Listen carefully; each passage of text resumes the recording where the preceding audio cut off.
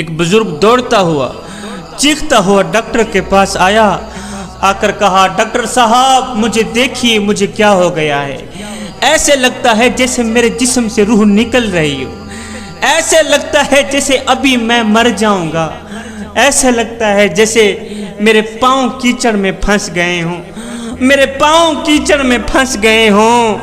یہ سن کر ڈاکٹر صاحب نے کہا بابا جی اب دنیا سے اپنا ہاتھ اٹھا لے، اس لیے کہ اس کیچڑ سے اب تو قیامت کو ہی نکلے گا۔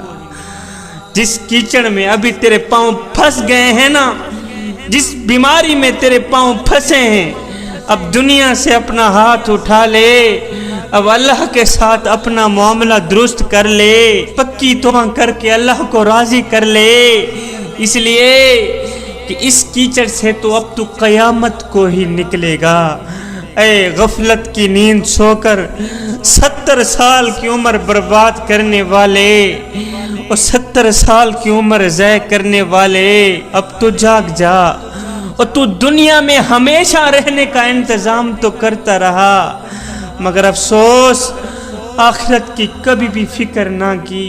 نادان تجھے پتہ نہیں ہے کہ قیامت کے دن نیک اعمال کے مطابق ہی مرتبے ملیں گے، اچھے اعمال کے مطابق ہی مرتبے ملیں گے۔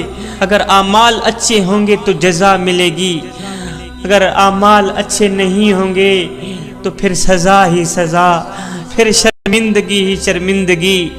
حضرت لقمان حکیم نے کہا تھا اے گناہوں والی زندگی جینے سے تو بہتر ہے بندہ مر ہی جائے، اس لیے کہ مرنا کوئی جرم تو نہیں۔ اگر مردہ بول سکتا ہوتا تو چیخے مار مار کے تجھے بتاتا کہ ذکر الہی سے ہونٹوں کو بند رکھنے کا نقصان کیا ہے۔ اللہ اکبر۔ آج میری قوم کا نوجوان کہتا ہے جی ابھی تو جوان ہوں، جب بوڑھا ہوں گا تو توبہ کر لوں گا، مگر افسوس اس وقت بوڑھا قبر میں جا چکا ہو۔ نوجوان آج پانی کمر تک ہے، تو کوشش کر لے توبہ کی، اگر سیلاب ہو کر سر سے گزر گیا تو پھر کچھ نہیں کر سکے گا۔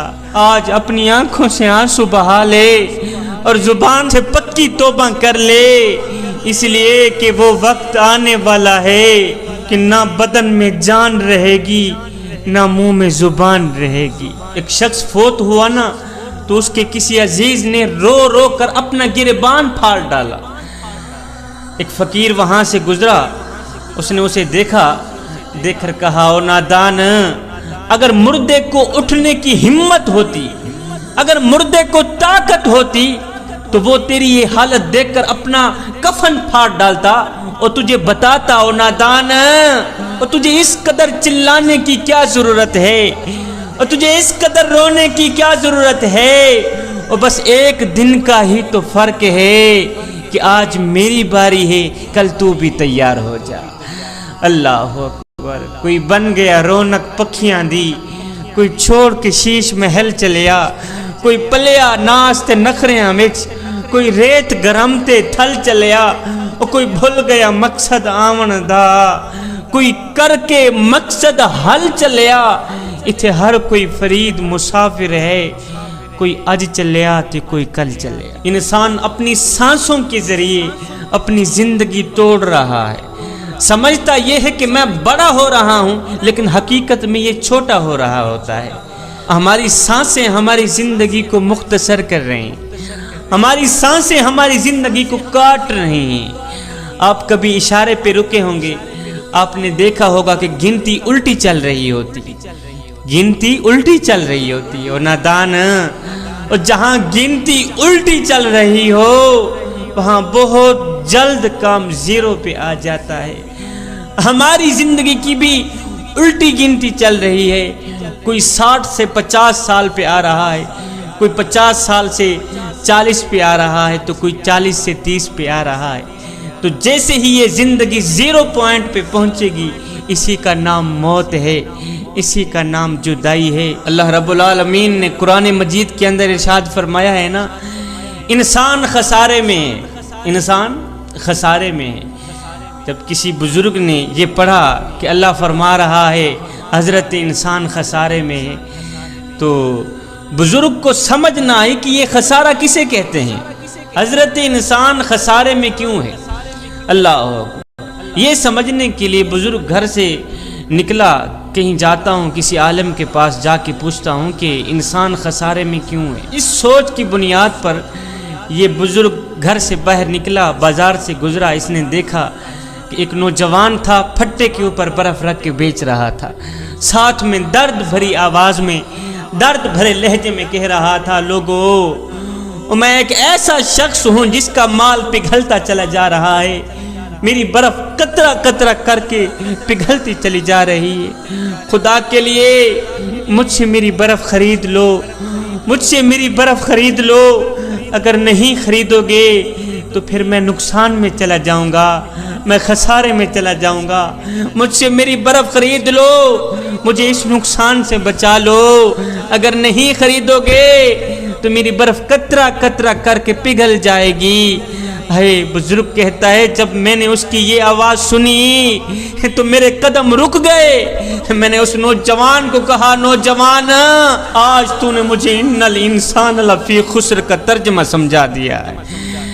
बुजुर्ग कहता है, नौजवान, जिस तरह तेरी बर्फ पिघलती चली जा रही है, इसी तरह मेरी भी जिंदगी पिघलती चली जा रही है। तेरी बर्फ कतरा कतरा करके पिघलती चली जा रही है, मेरी जिंदगी सांस सांस करके पिघलती चली जा रही है। जिस तरह तू बर्फ के बदले कोई दरहम ले लेगा, दीनार ले लेगा, पैसा ले लेगा या कोई और चीज ले लेगा, फिर तो तेरी बर्फ तेरे काम आ गई। नहीं तो जिस तरह तू नुकसान में चला जाएगा, इसी तरह मैं भी अपनी इन चलती सांसों में कुरान पढ़ लूंगा, अल्लाह को राजी कर लूंगा, तौबा कर लूंगा, तो मेरी सांसें भी मेरे काम आ जाएंगी। नहीं तो जिस तरह तेरी बर्फ कतरा कतरा करके पिघलती चली जा रही है, अगर ये सारी पिघल गई तो तुझे नुकसान का मुंह देखना पड़ जाएगा। मेरी मिसाल भी यही है। अगर मैं दुनिया में कुरान ना पढ़ सका, अगर मैं दुनिया में अल्लाह और उसके रसूल को राजी ना कर सका, ऐसे ही अपनी सांसें ज़ाय कर दी, तो क़यामत के दिन मुझे भी नुकसान का मुंह देखना पड़ जाएगा। तो जवानों, हमारी सांसें हमारी ज़िंदगी को काट रही हैं। इन चलती सांसों में अल्लाह के साथ अपना मामला दुरुस्त कर लो, अल्लाह के साथ दोस्ती लगा लो, पक्की तौबा कर लो। ये ज़िंदगी के लम्हे तेरे और मेरे लिए गनीमत हैं, इन्हीं लम्हों में कुछ कर लो। मुझे बताओ तो सही, कहाँ गए वो लोग जो अकड़ अकड़ कर चला करते थे, जिनके अंदर फख्र और गुरूर कूट कूट के भरा हुआ होता था। हाय, आज उनका खूबसूरत नाम मुर्दों में तब्दील कर दिए गए। अल्लाह अकबर। आज उनका मोटा ताजा बदन खाक में मिल गया, उनका लट्ठे का सूट कफन में बदल दिया गया। अल्लाह अकबर। आज वो कब्र की मिट्टी का रिज़्क बन गए। साहिब, जिंदगी में कुछ ऐसा करके जा कि तेरे मरने के बाद तेरी कब्र ये आवाज़ दे कि कब्र में जो मुश्किल कुशा आ गया, मुझे मौत में भी मज़ा आ गया। अरे सराहने पे बैठे जो देखा नबी को, नकीरन को भी हया आ गया।